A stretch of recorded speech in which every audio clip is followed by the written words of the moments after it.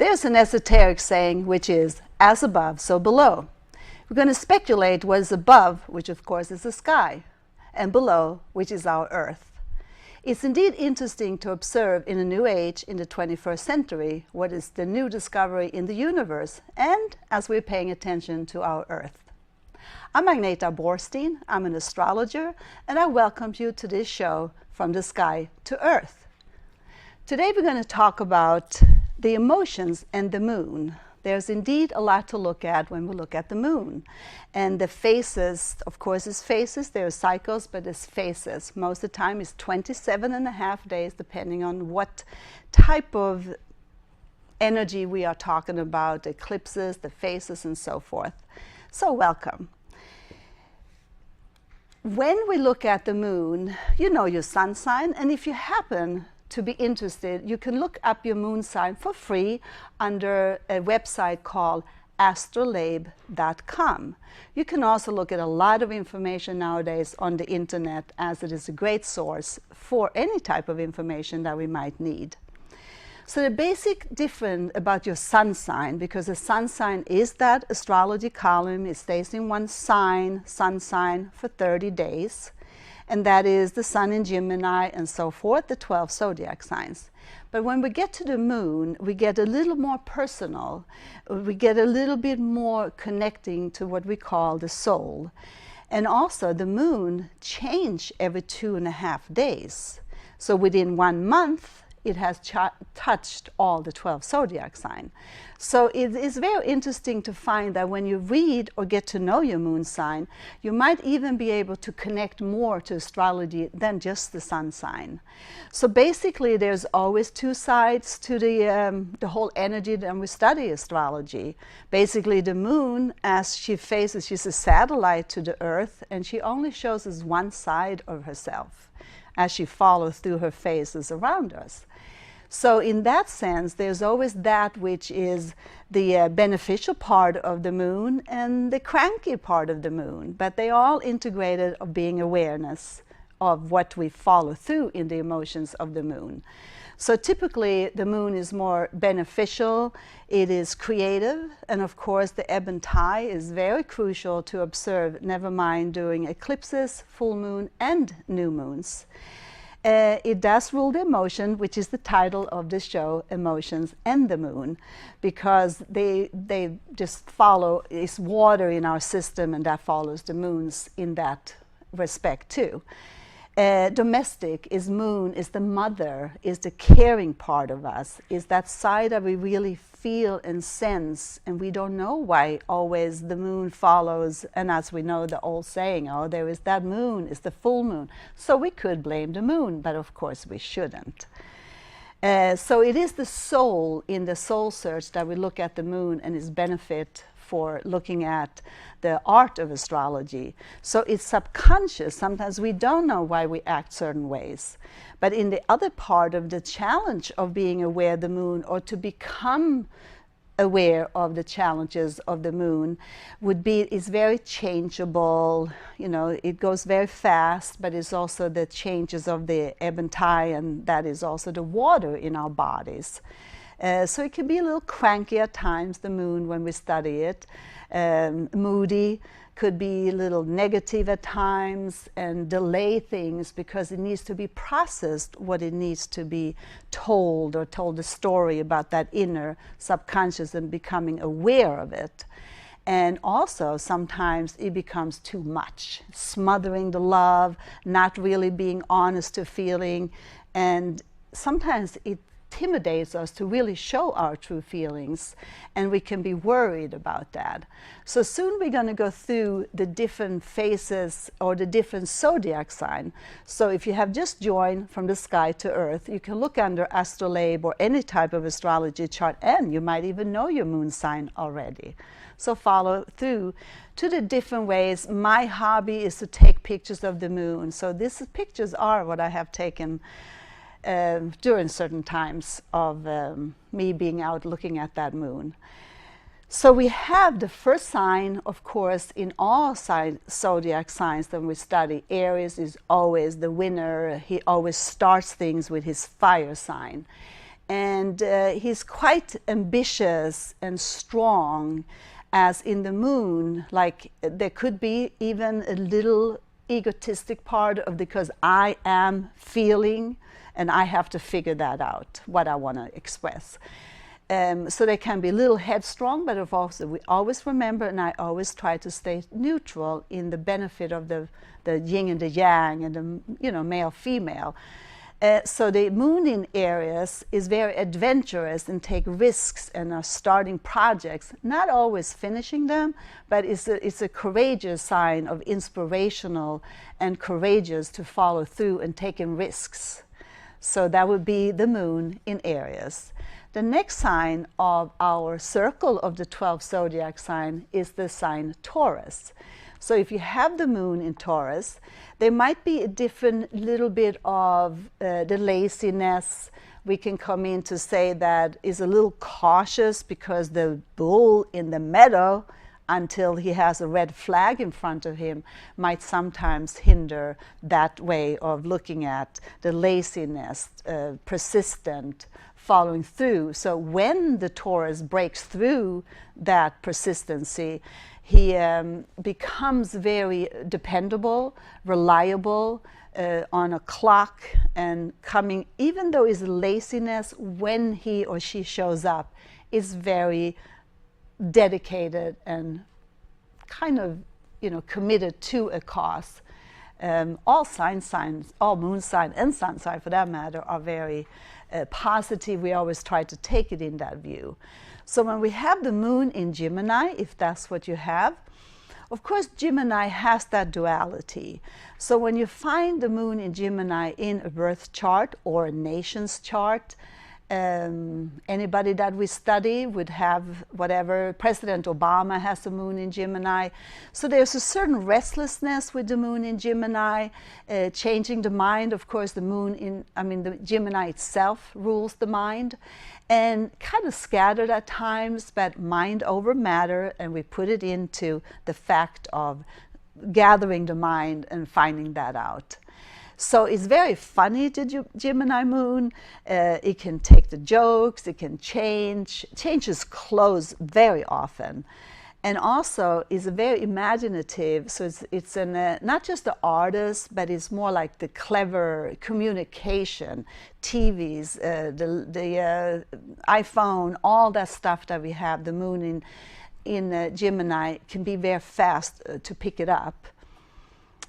When we come to the next sign, moon in Cancer, that's a little different, because the moon, we have an ABC in astrology, as Aries have the Mars, the moon belongs to Cancer.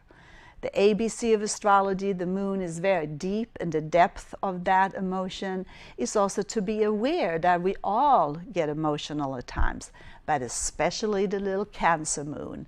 There is that snappiness, they hide in their shell. In astrology, we often take into consideration, of course, from ancient time, they look in the sky, and now we look at our computers. But in the olden days too, they would see the pattern in the sky. So the crab, the symbol of the crab, we can just look at the symbol and realize there's a lot of emotions hitting within that energy.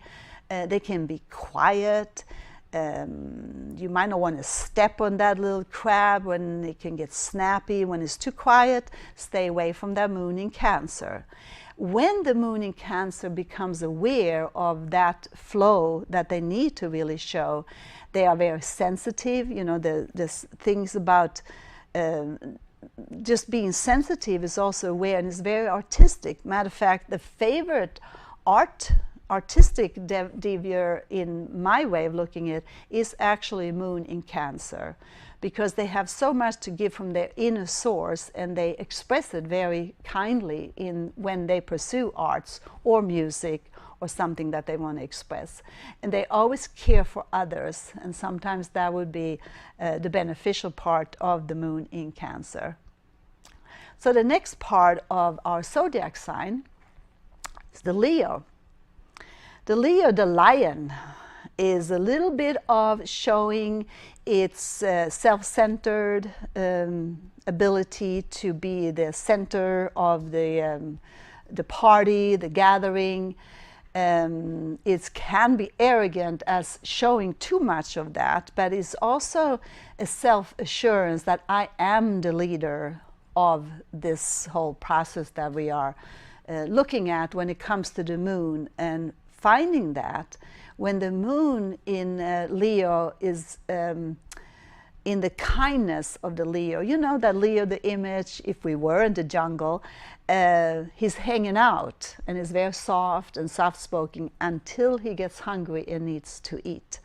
So we have also a very generous spirit in that moon in Leo.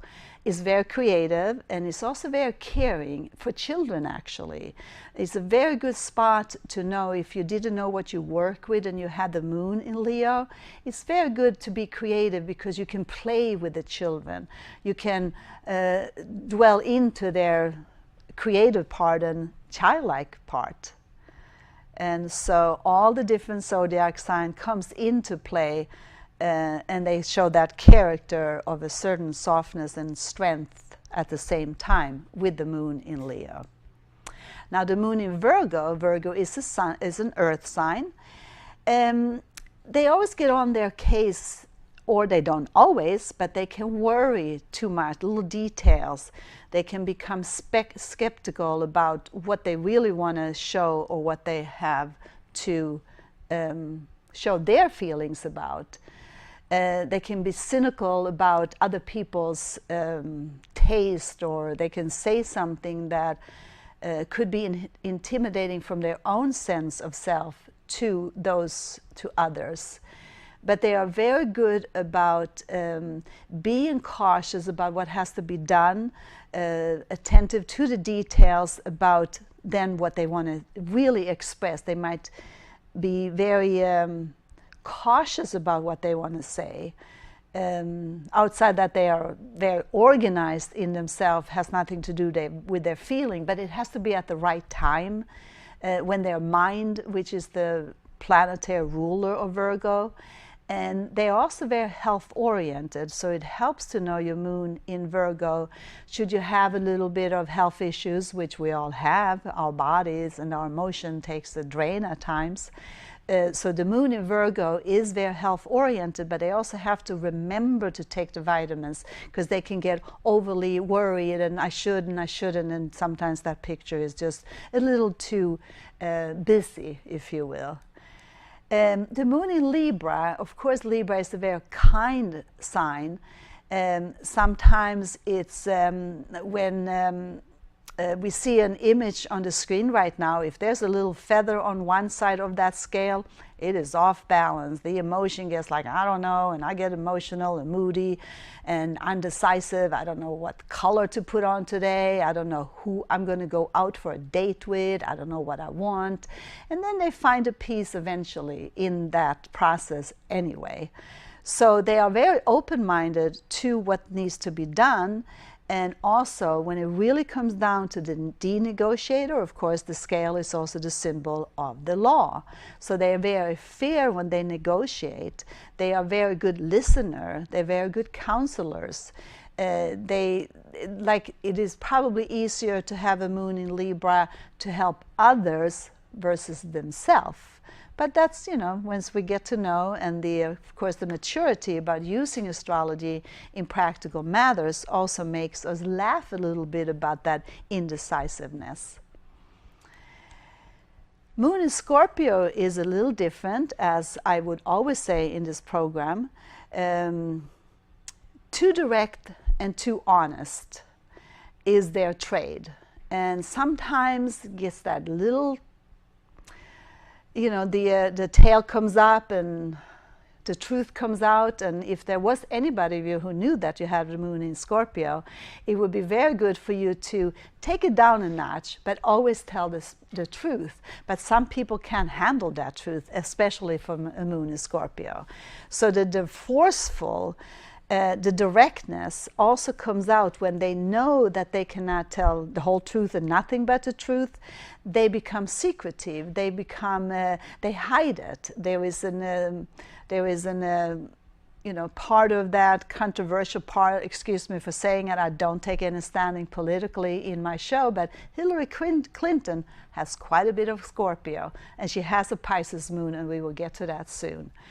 And the moon in Scorpio is also very committed in that directness, in the way they want to show the world, this is what I'm doing, this is what I want to show. So they're very dynamic, and again, the direct and honesty we should all pay respect to and honor in our own ways. We also find that in the symbol of the moon in Scorpio, just if somebody was interested, there's also different levels when we find symbols of astrology. Of course, the symbol of Scorpio is again taken from the sky. And the other symbol is the eagle and the phoenix. As first it is the dove, first it's the eagle, apologize, and then it comes into being home free with the phoenix and the eagle. So even though Scorpio is a misunderstood sign, the moon in Scorpio, when it knows its vulnerability to maybe be too forceful, it retreats back to a very dynamic and committed, and actually very good doctors, because they have a way of looking at things, and actually even detectives are very good with any type of scorpionic energy, but especially the moon in Scorpio. The next sign in our zodiac sign is the moon in Sagittarius. And if you have just joined me in this program From the Sky to Earth, this is a program about astrology, and tonight we're looking at Emotions and the Moon. And there have been previous episodes that you can find on nutmeg.org about more basic astrological information about your sun sign, the different planets, phases. And today we're talking about the moon in your astrological chart. And you can find that on the internet if you don't know your moon sign. Most people know their sun sign, I hope. So that you can look under, there's a lot of free sources on the internet, and you can look under astrolabe.com or just go under free charts to find your moon sign, because we come closer to what we really feel when we study the moon in astrology. So getting to the moon in Sagittarius, it can be a restless nature because it's a fire sign. It is sometimes very outspoken, and also sometimes there is a little bit about, I don't want to say not honest, it doesn't look very good, but it's that part of the sale and the connivery in the moon in Sagittarius. They are flirtatious, maybe that's a good thing, but it's also part of making things up that are maybe not always true. That's just the nature of that moon in Sagittarius. When we look at the symbol, for example, often is depicted with a man or a woman on a horse. So they're always looking for something else to come up with. They make up stories. Storytellers? Yes. So they're very enthusiastic about what they want to show. And as I mentioned, flirtatious and optimistic, that's very good to be, especially nowadays. And we find that the moon in Capricorn, which is the next sign, there's an earth sign again. And we have the way of looking at the moon in Capricorn. They are more grounded. They take their time to get to their goals. They are grounded. Sometimes the energy from the moon in Capricorn can be too hardworking, which of course is sun in Capricorn too, but now we're looking at the moon today. So they are pessimistic at times. They are more realistic than just let go a little bit. But that's hard for the moon in Capricorn because it has to be on time. It has to be correct. There is no deviation of the goals that they set. So in the good way, we can also find that moon in Capricorn is very practical, which is a practical thing to do. Astrology can be extremely practical with the cycles that we look at and all. And so the pessimistic part of it can also be that they have to be realistic, if you will. That's why we have two words, the way we see it on the moon sign, of what is really, we have the right to be connecting to our own emotions. And as I had said earlier, the moon stays in one sun zodiac sign for 2.5 days. So we have to follow that very quickly. Hardworking is very beneficial. We get somewhere. Sometimes we also have the moon in Capricorn as being late bloomers for some reason, because they have to do it orderly in their own fashion. Now the moon in Aquarius, often you find the moon in Aquarius being detached from their own emotions. They might find they are not committed, or you don't feel the commitment from them. So that can control your own emotion should your partner or your friend have the moon in Aquarius, or yourself, so that you understand this language of it's not that we all don't have emotion, it's just how we show them through what we now talk about, the zodiac signs. So the way of looking at the visionary in the moon in Aquarius, they go like, everything will be all right. They have a lot of friends, but only 1 or 2 close friends. They are very humanitarian. They have their vision, but also the individuality of the moon in Aquarius is often a lonely feeling. And we find that that's what they choose, but they all have emotions. But you can feel that, you know, I'm not there totally, so I will show my emotions when I'm ready. The last sign of the zodiac sign is the Pisces. The moon in Pisces, as we see on this picture, is deceptive. It could be 2 sides to the coin, 2 sides to that image of when we show our emotions. Deceptive, kind of escape into another reality, too sentimental, is a very sad part to acknowledge with the moon in Pisces. It's the artist, of course, is the way of looking at the way of looking at escaping through drugs and alcohol, which Pisces in itself rules. The moon in Pisces, even meditation could be addictive. All that stuff, have to be careful to do it sociable with the compassionate part.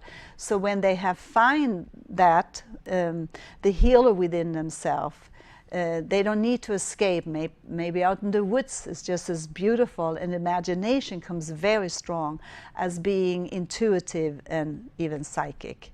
Now those are the 12 zodiac signs in the moon sign that we talk about.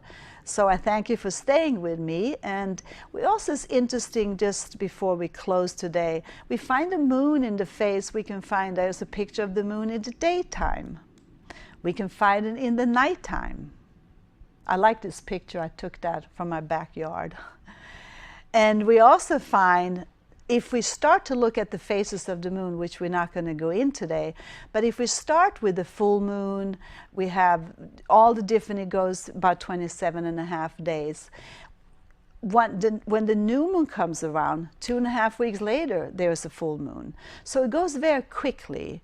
And we recently had this interaction when the sun and the earth, the moon travels around naturally around the earth, and ever so often they are lined up perfect to what we recently experienced throughout the world, that is, the fall, the harvest, the red moon, the eclipse full moon on September 27, 2015. We are not in 2018. There we go.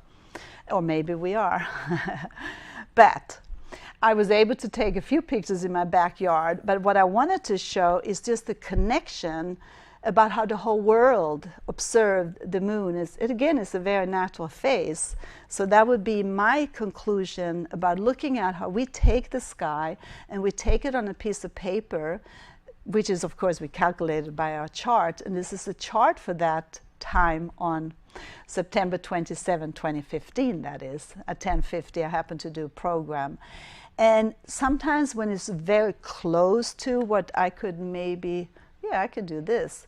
When it's a closing degree, we use 0 to 30 degrees in astrology, and the recent eclipse was very close. It was very strong, and when they that close in the degrees, then it also goes into being stronger. This eclipse lasted for a good hour plus, and it's a very good tool to be in touch with that moon and follow the cycle, because we don't want to wait before it's too late. You know, we take that energy and we start the preparation for being, oh, there's the full moon, there's the new moon. Of course, the new moons are sneaky, and we find that as finding the place within ourselves. Astrology is one tool to find that self and dwell deeper into practical application. I'm Agneta Borstein, and I thank you for being with me tonight from the sky to earth.